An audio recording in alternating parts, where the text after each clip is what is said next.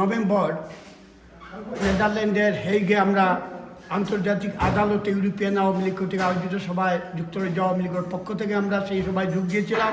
যুক্তরাজ্য আওয়ামী লীগের সাধারণ সম্পাদক সাজিদুজ্জামান চৌধুরী এবং সিলেট সিটি কর্পোরেশনের মেয়র আনোয়ারুজ্জামান চৌধুরীর নেতৃত্বে আমরা গিয়ে সেইখানে মাননীয় নেত্রী জননেত্রী শেখ হাসিনার সাথে সরাসরি ফোনে আমরা আলাপ করেছি। ফারুক ভাই, আনোয়ার ভাই, আমরা মিটিংয়ের পরে আরও অনেক সময় আলাপ করেছি। উনি দিক নির্দেশনা দিয়েছেন। আমার বিশ্বাস অচিরেই ইউনিট সরকারের পতন হবে এবং জনগণের সরকার প্রতিষ্ঠিত হবে। মাননীয় প্রধানমন্ত্রী জননেত্রী শেখ হাসিনা আবারও বাংলাদেশের প্রধানমন্ত্রী হিসাবে প্রত্যাবর্তন করবেন। ধন্যবাদ।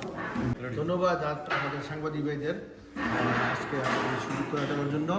আমরা 25শে নভেম্বর হ্যাগে গিয়েছিলাম নেদারল্যান্ডে। ওখানে আমরা ইন্টারন্যাশনাল ট্রাইব্যুনালে জড়ো হয়ে জননেত্রী শেখ হাসিনার বক্তব্য শুনেছি, নির্দেশনা শুনেছি। আমরা অনেক স্মারকলিপি দিয়েছি। ইউরোপিয়ান আওয়ামী লীগের নেতৃত্ব উপস্থিত ছিলেন, আমাদের সাথে যুক্তরাজ্য আওয়ামী লীগের নেতৃত্ব উপস্থিত ছিলেন।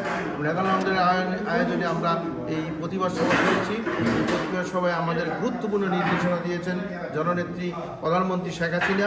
আমরা সামনে কীভাবে এই সুদখোর ইউনূস সরকারকে হটে বাংলাদেশে জননেত্রী শেখ হাসিনাকে প্রতিষ্ঠিত করতে পারি, এই প্রত্যাশায় রাখি।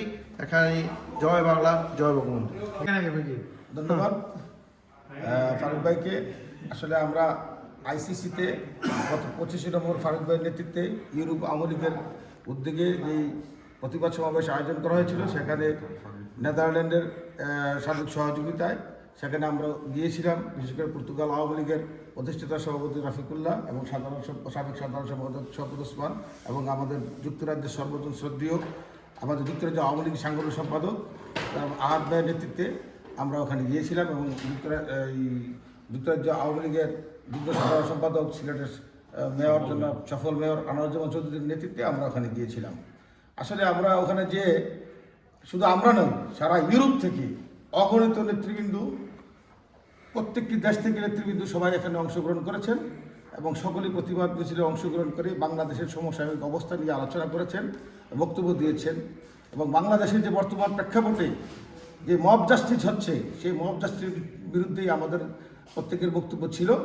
বাংলাদেশে যে নির্বিচারে গণহত্যা হচ্ছে, নির্বিচারে যে মানুষদেরকে বিচার বহির্ভূত হত্যা করা হচ্ছে, কোর্টের ভিতরে মানুষের নিরাপত্তা নাই, সে ব্যাপারে আমরা সকলেই সেখানে প্রতিবাদ করেছি।